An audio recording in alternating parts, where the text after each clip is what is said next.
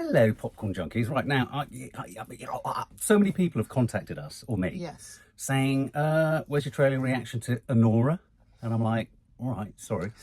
So Anora, this is a new film. This won the Palme d'Or at the Cannes Film Festival, which is the highest honour. First American film to do so, no, since 2011's The Tree of Life. That's right. Anyway, so why is this notable? And why is it important for us? And I think the reason probably people are asking us to react is they know that we really liked The Florida Project. Ah, yes. Which is by the same director. Absolutely loved Florida Project. Yeah, what was it we liked about that? Do you remember? It was a sort of... I mean, like the whole film was really following like the little girl. He was incredible in it for a start. Of course, yes. He loved the mother in it. I think it was just like, it was such a good story and young parent, single mother parent. That's right. And living in the projects that was in the shadows of Disneyland, wasn't it? Yeah, yeah. And that was the one with Willem Dafoe, right? As the janitor. Yeah, he was in it, yeah. Manager. Yeah, it had that sort of thing of, not magic realism, but it had a sort of it did, didn't it? Yeah. It had a brightness to it, it had a spark to it, but it had really grounded, authentic, gritty, real. Sort of, when I say dirty, I don't mean dirty as in filthy, I mean dirty as in the dirt of life. Life is mucky and it's complicated. It was also really nice as well because the whole film left so much room for just like improvised scenes with the kids, like not really doing much at all. It just be them playing or like, it felt like a very real film. Yeah, you're right. It felt like you were watching real people's lives. It is real people's lives, but you're right. But it did that really felt clever like a documentary. Exactly, but it felt like a documentary, but it maintained a certain kind of style. Style, style and look that kind of kept it sort of visually literate. That's what it felt like. Well, the director Sean Baker, he did a film after that, which I saw, and I think I reviewed it on the channel. I don't think I saw it with you. He did what was it called? Red Rocket. No, which was the one about the man who was a guy who worked in the sex industry. I remember watching the trailer, but I didn't see the film. And I felt... Was that by him? I thought it was just that it gave a similar vibe. No, it was directed by the same guy. Now... You liked it, no?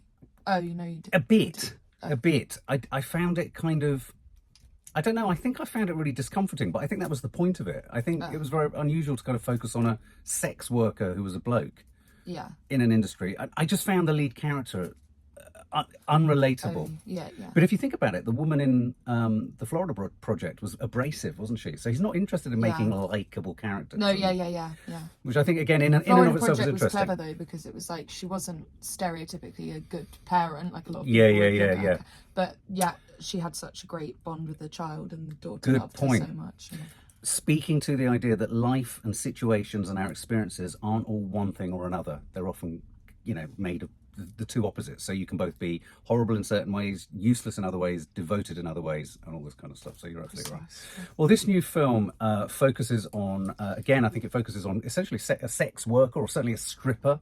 And it's because I swear in Florida Project, I swear the mum was doing some sex work. That's right, she was, and it was kind of inferred, wasn't it, in that bath scene? You didn't, again, it very cleverly, it didn't feel like what it didn't do, Florida Project, which I thought was really good, and actually, to be honest, Red Rocket didn't either.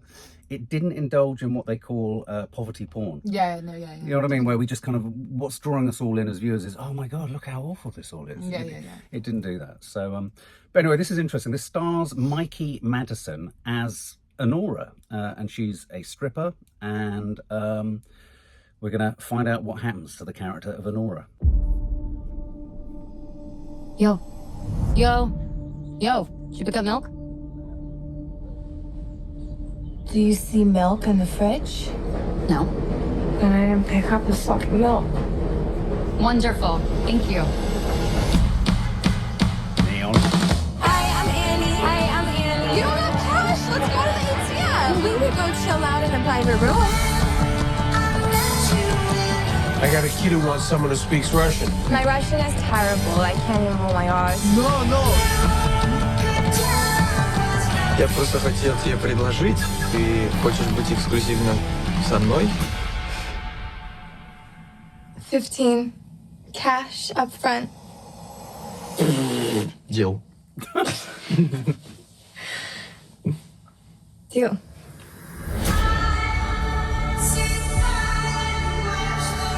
If I get married to an American, I wouldn't have to go back to Russia. Okay, so we should marry. And do you, Anora, take this handsome gentleman to your Да я был с ним 2 недели назад буквально. Он не женат. Well, you did tell them, right? Иванжан, открой дверь, пожалуйста. Надо разговор. Vanya, what the fuck? Ты женился на ней? Да. What the fuck is going on here? Они написали, что она проститутка, блядь. Like, what do you do to get all of this?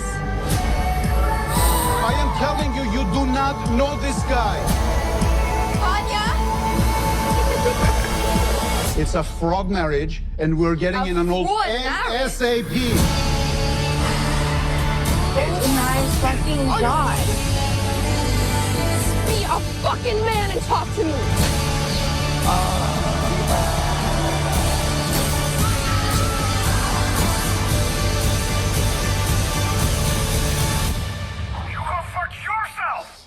Me go fuck myself, me fuck myself, you go fuck yourself and your fucking mother, motherfucker!